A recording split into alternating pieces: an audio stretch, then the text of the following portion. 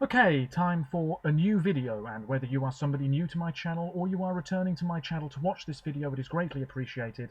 As always, I'm filming this in one go, therefore if I stumble over my words going forwards, I apologise in advance, and indeed I apologise in advance if the quality of this video is fairly poor as well. If there's any lag, anything like that at all, sadly it can't be helped, and hopefully it's not too much of an issue for you. This is yet another Eurovision related video here on my channel, and it is time, ladies and gentlemen, to get back into the swing of things and start making videos about Eurovision 2020 again. Now, I know, we all know, that this year's upcoming contest, which was scheduled to take place in about 2 weeks' time at the Ahoy in Rotterdam in the Netherlands, has been cancelled by the European Broadcasting Union, and I suppose by the government of the Netherlands as well, because of that pesky virus that's going around.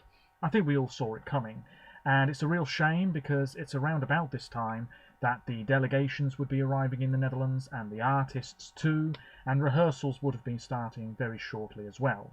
However, many people are still making videos about this year's songs, the crop that would have taken to the stage at the Ahoy, and a lot of people have made predictions online, and that's what I've been doing, and I am in this video going to be talking about my prediction for what would have happened in the first semi-final. Now, I'm warning you, there's going to be a lot of rambling here, so please bear with me. The first semi-final would have taken place on Tuesday, the 12th of May. 17 nations would have competed. They all would have voted alongside Germany, Italy, and the Netherlands. And for me, the first semi-final, the stronger of the two, no doubt about it as far as I'm concerned, but perhaps the easier one to predict, interestingly enough. Now, how I've come to get my 10 predicted qualifiers is as follows. I'm a big fan of spreadsheets, so I have one in front of me, and what I've done is I've given each country, each act, each song, a mark out of 100 in various categories. So I've got jury prediction, and what I mean by this, it's a very loose term, is essentially taking into consideration over the past few years how the juries have voted. Have they always voted strongly for one particular country over another? Is there a genre or a style of music that they've never really been that keen on? Things like that. And again, I wouldn't take this too seriously. I do want to say that. This is just a bit of fun, like everybody else's predictions, but it is interesting to see what other people think and whether your opinion is similar to somebody else's. Anyway, so I've got that. I've also got performance, so taking into consideration what the performance might have been like on stage in Rotterdam.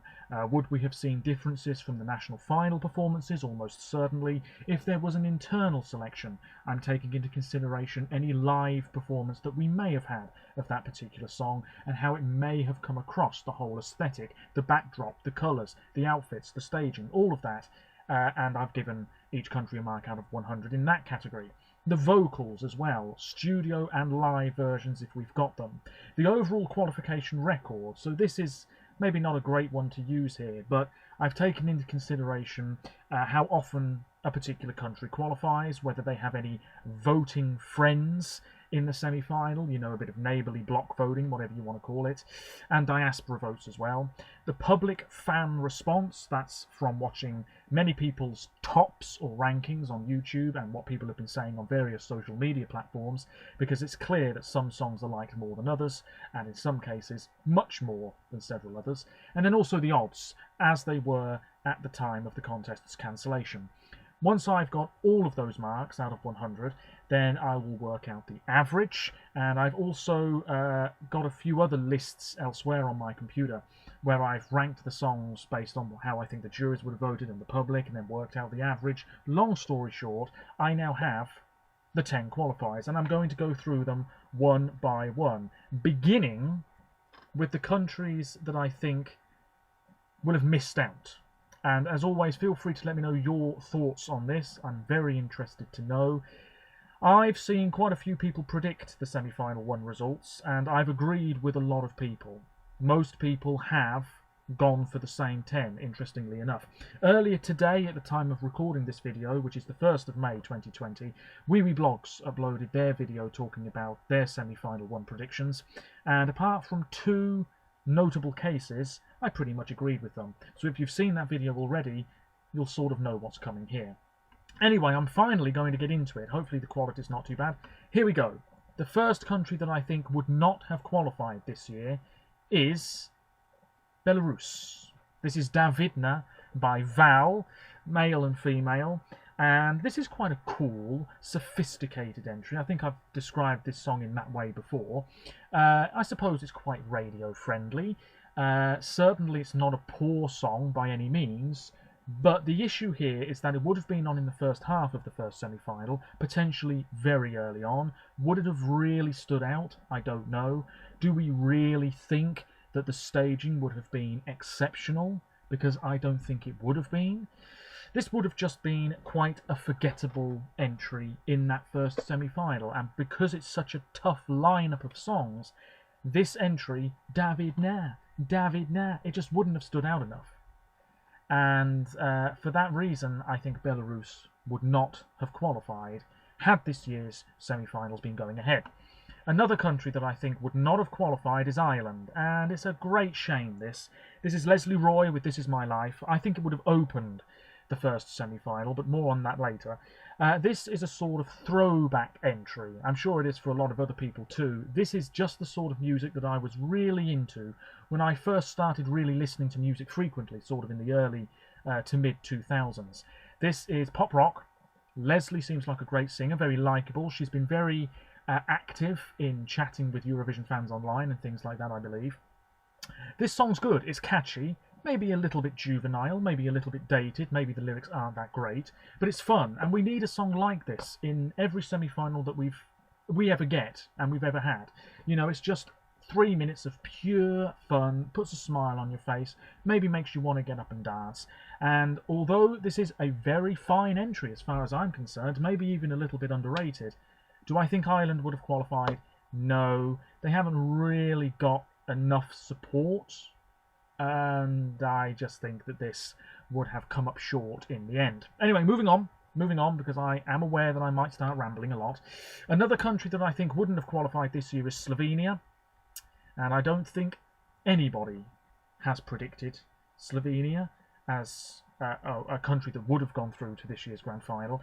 The entry is Voda, of course, by Anna Soklic. There is a revamped version that I actually still haven't listened to all the way through. It's a ballad, great singer, Anna Soklic belts it out, takes a while to really get going, doesn't really go anywhere in the end. Staging would have been very simple, which is fine, given the type of song that this is, but it's just too dull. Lack of support and too dull, plus on in the first half. Look at the other songs that you have in the first half of that first semi-final. Russia, Sweden, Lithuania, all going to stand out more than that Slovenian song. In fact, every other country in that first half of that first semi-final would have left more of an, even Belarus, would have left more of an impression on the audience and indeed the juries, as far as I'm concerned, than the Slovenian song. It's simply a case of a country sending the wrong entry, and most people I think would agree with me on that. Lena Kuduzovic was right there, and some of the other songs in contention were pretty good too, and with a bit of a revamp could have left an impression at the contest, but this one comes up short for me and a lot of other people, and it would have struggled. It would have struggled. Another country that I think would have missed out, and maybe this one is a bit contentious, let me know your thoughts, it's Cyprus. That good qualification record has to come to an end at some point. This is not Fuego 3.0, it's not Replay 2.0. This is something very different from Cyprus. It's a house pop song by Sandro called Running. Very underwhelming.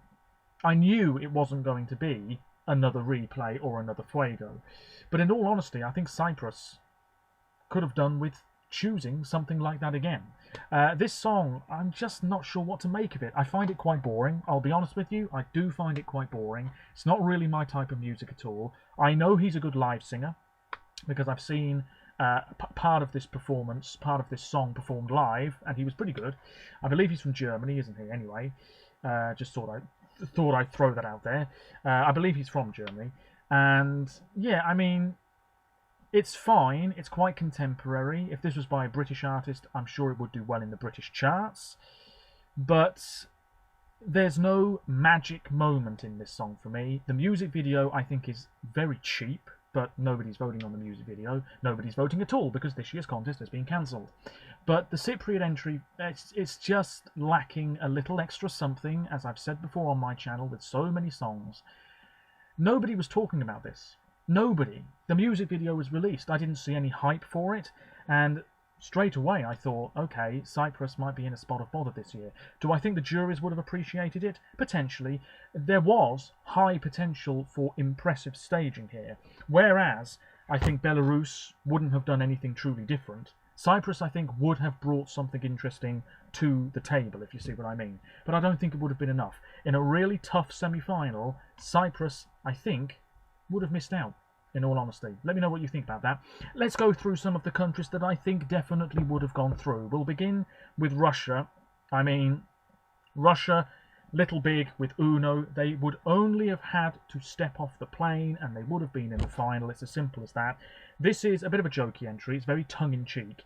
And I needed to listen to it a lot to really appreciate it. It's almost bubblegum pop. You know, that sort of slightly squeaky, nasally vocal from the female lead.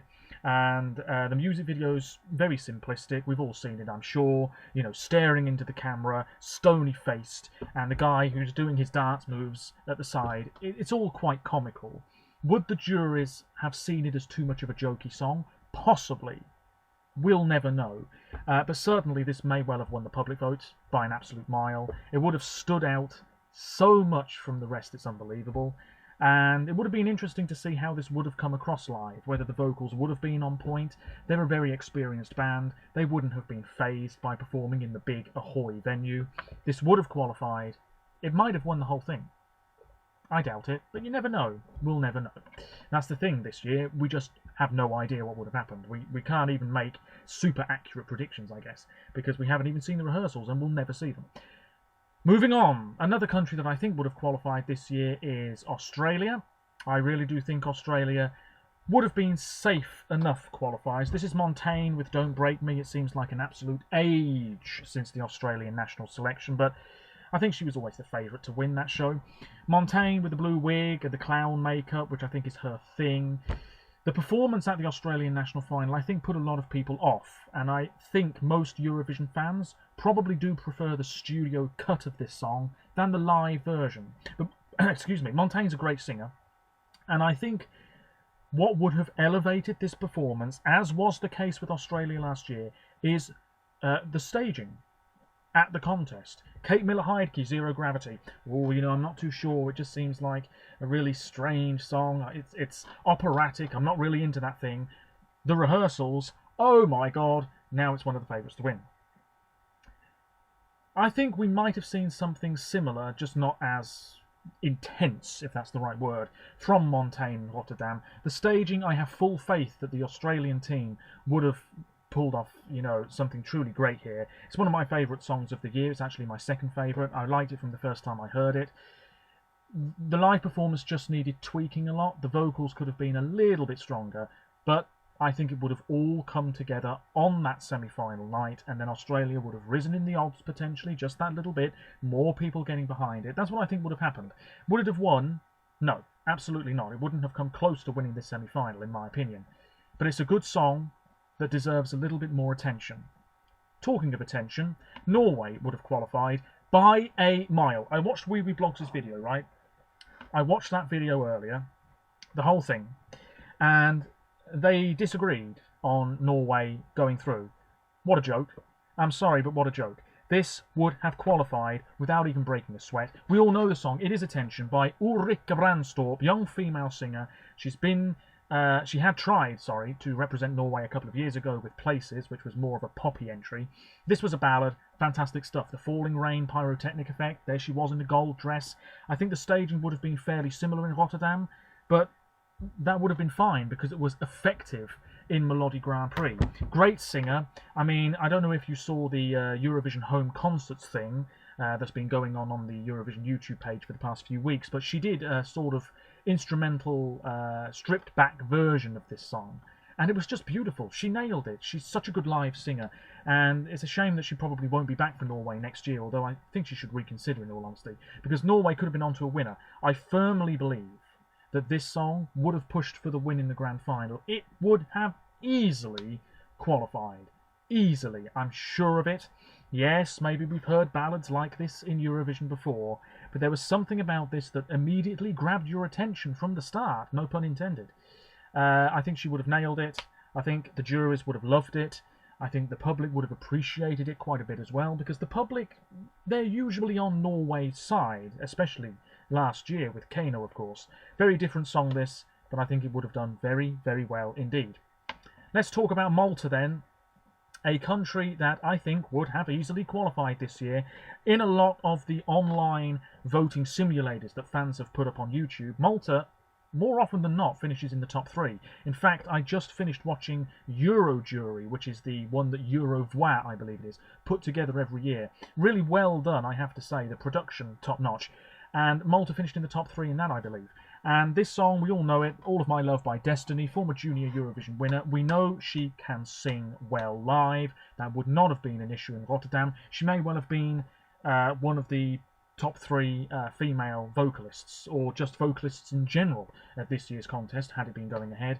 The song is contemporary. I've said it before, I'll say it again. I think Malta turned a corner last year with Michaela, with Chameleon. It was a brand new Malta in the Eurovision Song Contest. They were ready to play. Last year, the same thing happened again, as we've seen so many times before. Malta struggled in the public vote. That's why, if this year's contest had been going ahead, I would not have been surprised if Malta didn't qualify convincingly and struggled in the public vote in the final. For some reason, Malta is just underrated in the public vote year after year after year, more often than not. And we might well have seen it again in Rotterdam for 2020. But this song, it's good, it's catchy. It would have been performed well live. The staging, I'm sure, would have been on point. The juries would have loved the hell out of it. Malta in the final. It's as simple as that. Another country that I think would have qualified with ease, Lithuania. It's not often we can say that Lithuania would have been sure qualifiers, but this would have sailed through without a shadow of a doubt. Now, I do believe Lithuania have a bit of a diaspora vote, but this song, such was the appeal of this song, that people from all corners of Europe and Australia would have voted for this in big numbers, I'm sure of it. The choreography, intriguing, keeps you interested. Lead singer, fantastic vocals, and absolutely having a blast on stage. It's just really catchy. It's got such a hook about it, and it's so different. It's quirky. This is not a jokey song in the way that Russia's song could be viewed as jokey, if you see what I mean. Would the juries have preferred Russia over Lithuania? I don't think so. Because the Lithuanian song, I don't want to say it's more artistic, but maybe it is a bit more artistic. The music video, sort of mostly monochrome, you know, all the mirrors and the strange dancing. There's something that's very, very engaging about it. I use that term again because it's so true.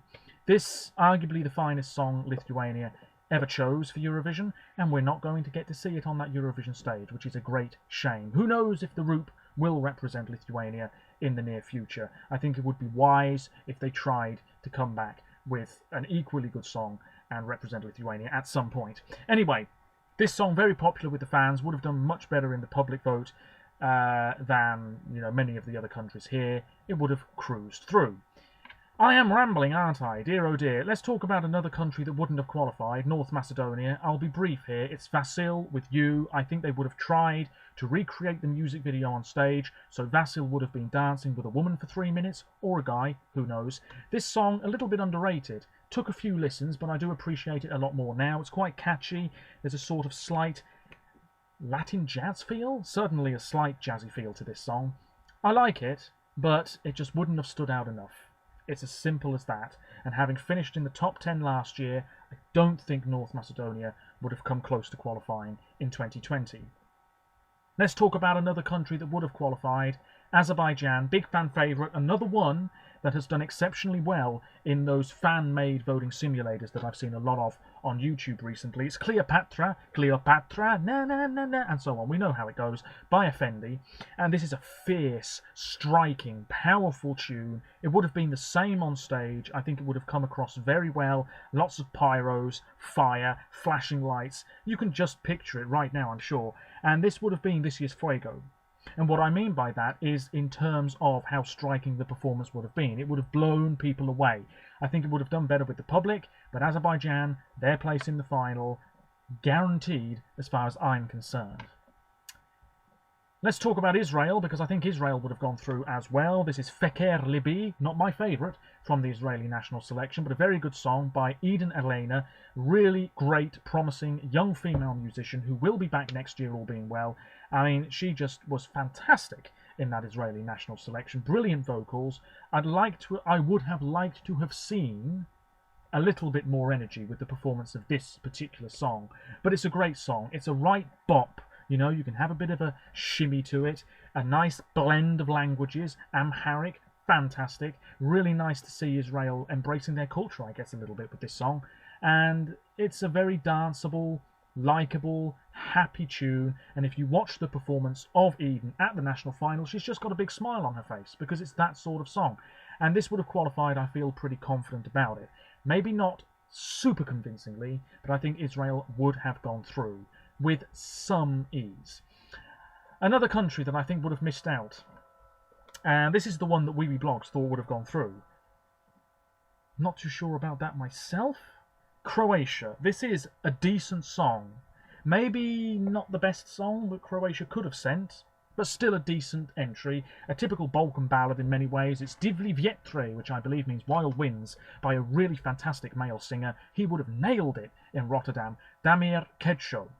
And there has been a revamp of this song, which I like more than the original. It's not massively different, but I like it more than the original. It's a powerful song, a rousing tune, and this would have had a fair few points from a couple of countries, definitely. But in terms of broad appeal, I just don't think Croatia would have achieved enough points to go through. Who knows? I think maybe if there was to be a bit of a surprise qualifier this year, Croatia might well have been that country, more so than Ireland, more so than Cyprus, maybe. Well, Cyprus wouldn't have been a surprise qualifier, but anyway, that's besides the point. I don't think Croatia would have qualified this year, but if they had, fair enough, because it's really not that bad a song. Maybe one of the more forgotten about entries this year. Let me know your thoughts on that. Anyway, I'm really trying to get through these now. Sweden would have qualified, of course. They only have to breathe and they're through. This is the Mamas with Move, the first song in Melfest, and it ended up winning the whole thing by 1 point. Now, if it had been Dotter, I would have been sitting here now and saying to you, Sweden would maybe have won the whole contest, because it was that sort of song, Bulletproof. Move, on the other hand, I don't think would have won the whole contest. I think what we would have seen this year is Sweden going through to the final, and what has happened for the past couple of years, doing very well in the jury vote, less so in the public vote. And I think Sweden may well have ended up with about 320 points in total with this song. That would have been enough to finish about 6th or 7th, so keeping up that top 10 streak that Sweden have, really, really impressive, worth talking about. This is a good song, sort of gospel pop. The Mamas were John Lundvik's backing group last year, although they're one member down now. Confident, sassy, vocals on point. What else is there to say? Apparently the performance would have been slightly different in Rotterdam, an a cappella element to the song apparently. I don't know, maybe we'll never know, but it's a good song and a worthy, credible entry for Sweden, except we're not going to get to see it on the Eurovision stage. That leaves 3 countries. Let's talk about another one of the countries that I think would have gone through, and that is Romania. I firmly believe Roxanne would have blown people away on stage in Rotterdam. I think people would have voted for her in big, big numbers. In the public vote, yes. The juries may be slightly less so, but this is a great song. The best Romanian entry for years. Roxanne, great upcoming female musician. She'll be back next year, and if she sticks with the same writing team, she could be onto something really special again. Every song that she had in the Romanian selection was pretty strong. I'd like to have seen something a little bit more interesting with the staging for Alcohol You, or I'll Call You. But yes, I have full faith that in Rotterdam the staging would have been excellent. Maybe very similar to the music video with, you know, the lyrics on the backdrop and maybe sort of blue lights. I don't really know. We'll never know. But this song is great. Contemporary. I really do think so. This is just the sort of music that seems to be popular right now. I don't want to mention Billie Eilish. Oh, damn it, I have. But this is definitely in the same sort of realm as her music, which is no bad thing. You know, if your music is being compared to arguably the most popular and talked about female musician in the world at the moment, that's not a bad thing as far as I'm concerned. This is a great song. I like it more every time I hear it. It's one of those songs, like the Norwegian one, where you only have to hear about 20 seconds and you're just totally immersed in it. This is an immersive song. Would it have qualified? Of course it would have qualified. That leaves two countries. If you've been paying attention, you'll know which two are left. Ukraine and Belgium. Which one do you think would have qualified? Because I think it would have been Ukraine. Why? Because Ukraine always qualify. They've never not qualified. This year it might have been a close-run thing, potentially. This is Goe, of course, female lead, with Solove, which I think means nightingale. And this is a bit of a risky entry, he says, as if this year's contest is actually going ahead. But it is a bit of a risky entry because it's in that white voice singing style. We saw it with Poland last year. They narrowly missed out on the final. Would people have really responded to this? I don't know. Not in huge numbers, but enough to see Ukraine go through. I think the juries, they can be very hit and miss with Ukraine's song. Let's not forget Melvin in Lisbon a couple of years ago, the least favourite with the jury in the grand final. It was the public who saved Melvin from finishing in the bottom five, really. But Goe, yeah, decent band, decent song. I like it more than I did. It's a very interesting melody, interesting instrumentation, stands out from the field. That's not a bad thing. If Ukraine did qualify, then it would be by a relatively small margin, I feel. Very hard to predict. In such a tough semi-final, Ukraine is the one that really is on the periphery of going through or not, which means Belgium is not a qualifier for me. And this is Hooverphonic, vastly experienced band, loads of albums, loads of songs, wide variety of songs as well. You know, they haven't really stuck to one specific sound. This, though, classic Hooverphonic, Release Me the song, two older guys and then the sort of teenage female lead, great singer Luca Kreisbergs. And this song, it's classy, it's cool, it's very Bond-esque, I suppose. You've got the strings in the background, which sort of gives the song a sort of luscious feel, if you see what I mean. This is good, there's no doubt about it. This is a good song with good instrumentation and decent vocals. The staging in Rotterdam would have been very plain. That's the issue. Would people have responded warmly to it, or would they have just started yawning and slipping into a deep sleep? I don't know. I don't know. A very mixed response for this song. I think the juries should, if this year's contest had been going ahead, should appreciate it, definitely, because it's good music. Whereas the public would have let the side down. It's as simple as that.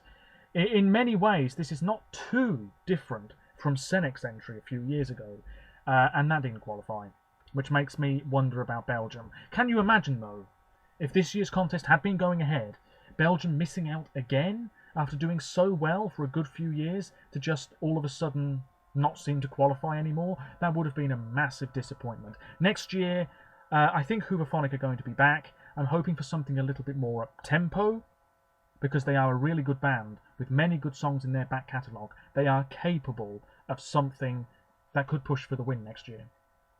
I really do think so. I'm not going to go through the specific results here. I haven't done anything like working out how many points this country will give this country or anything like that. I've done it before, but not this year. It just takes too long, and it's only really for my benefit. But in terms of the exact results that I've come up with, I will reveal that in a future video, I believe. And that's it. My chat, my long-winded chat about semi-final 1 of Eurovision 2020. Now, my personal ranking of the songs is still being devised, so I won't be talking about that for a while. Feel free to keep an eye on my other social media pages where I might be talking about it briefly or putting up pictures or whatever as time moves on. But I can tell you that my favourite song in that semi-final is Norway.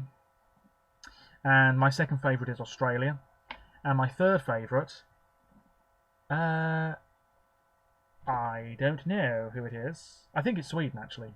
I do think it's Sweden. My least favourite is Slovenia, as I'm sure it is for a lot of other people. But let me know your thoughts. I'll be back at some point soon with my semi-final 2 prediction. The weaker semi-final, but the harder one to predict.